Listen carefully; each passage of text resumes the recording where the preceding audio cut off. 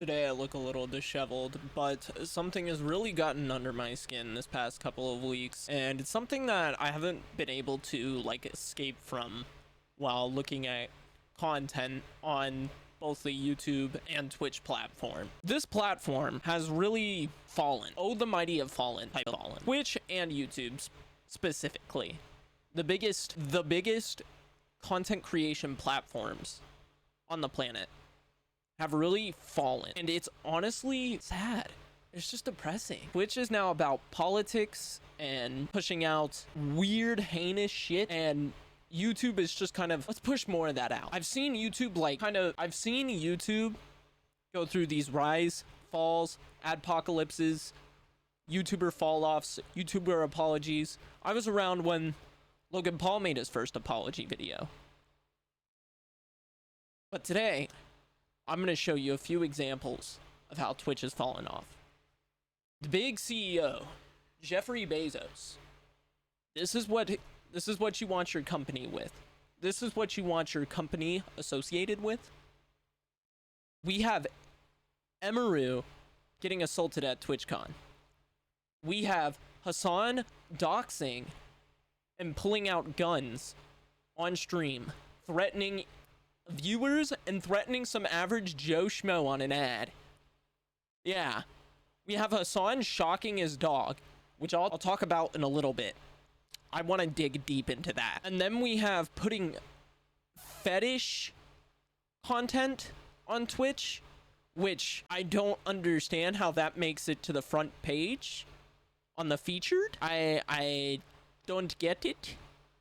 Me no understand. I'll talk about that later. I want to give each chapter its own little discussion. So let's segue right into the first one. So my first segment here, the first little chapter, we have the Emiru assault clip, which should not be happening at TwitchCon.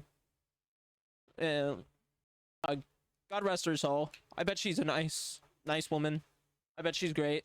I bet she's really chill. I don't watch a lot of her content. I've only seen her shorts. That's pretty much it. So I don't know how she is as a person. I don't know really much about her. I've only seen clips of her playing a few games and her yapping to chat. And this is what happened to her at a meet and greet at TwitchCon. So if we slow-mo here, let's get the slow-mo action. Go down to about 0.35. She's just chilling here with this, I don't know if this is a fan, if this is somebody with Twitch. All I know is that they got a lanyard. I'd never been to TwitchCon, but I'm assuming this is a fan because it was a meet and greet. And you see this, what seems to be somebody that just got a fresh fade. I shouldn't glorify this guy. That's my fault. But you can see him in this dad outfit. He looks to be he's in his 40s. Slow, walking up to her, putting his arm around her. What looks to be leaning in to tell her something? God only knows. But apparently, according to her, he tried to kiss her, and then you can hear her scream and try and get off of him. And he's like, whoa, what the fuck? Wait, this isn't how it's supposed to go. I gave you my money. Wait, no. And you can see a security guard steps in right here. Thank goodness somebody recorded it, and thank goodness she stepped up and said something. Now, to my knowledge, this is nobody on Twitch staff. This nice bald gentleman right here is not somebody on Twitch staff. Which Twitch staff, what the hell were you doing in this situation? You could see everybody looking over. What are you doing in this situation, Twitch staff? I understand it's a con and you gotta watch everything, but it seems like there's no form of cameras. There's nothing. There's no security up front. I'm guessing This man over here hears her like yelp and be like, this is scary. This is like a Bill Cosby situation. And he's like, oh, I gotta step in. That's what I'm paid to do. And you know, seeing this like entire thing transpire, any man with like half a brain would step in here and not let that happen. And then this woman comes in and she escorts her. I didn't see this part of the clip. Holy shit. He pulls out what looks to be a butterfly knife. If we weren't watching in like 40p, even banned her own secure. That's crazy. This is a clip from YouTube. Anywho, so this guy pulls out a weapon after he gets pushed off. Which, why are you pulling out a weapon? What level of delusion like are you living in to where you're in the right here, pal? Twitch used to be a platform for playing video games and like sharing that with the world. How has this gotten to like a point to where conventions to like meet kind of like, I don't want to say your heroes, but that's pretty much what it's like for the new generation. For me, it was more of, I don't even think Twitch was a big thing then. It might have been, I don't know. I grew up during the YouTube era, and there were still conventions like this. And YouTube conventions still exist. There's PAX, but it's these weirdos that come in and think that they have like this parasocial like relationship with the content creator. And I understand like getting invested and getting deep into the content and being like, I don't know, making up like this world in your brain to where you have like a relationship with this person and you're friends with this person and you feel like you're talking to the screen. But even then, that is a world of delusion. That's not the reality of it. You can give a Twitch streamer your money, but that doesn't mean that you have like anything else besides you gave them money. And to anybody that is giving Twitch streamers money,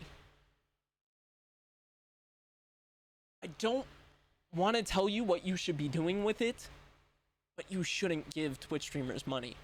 You can watch the content for free. The money is the optional portion.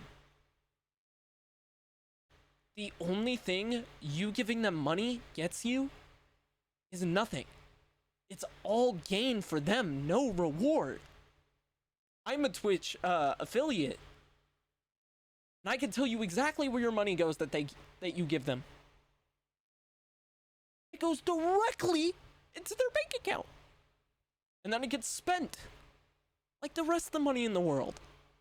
It's like when you go and buy a Tesla, or you go and buy a Toyota, or you go and buy groceries, or you go and buy a video game. You're just giving a mini corporation or corporations or that person more money. That's all it is. What level of delusion were you living in to where you thought it was okay to make your way through a meet and greet, which apparently had no security, so you must have really thought this out. You had like a payday 2 level like game plan. You executed a GTA heist to get through the line, get to Emiru, and then be like, okay, this is it. I'm gonna get up there and I'm gonna kiss her. That's not okay. In no universe.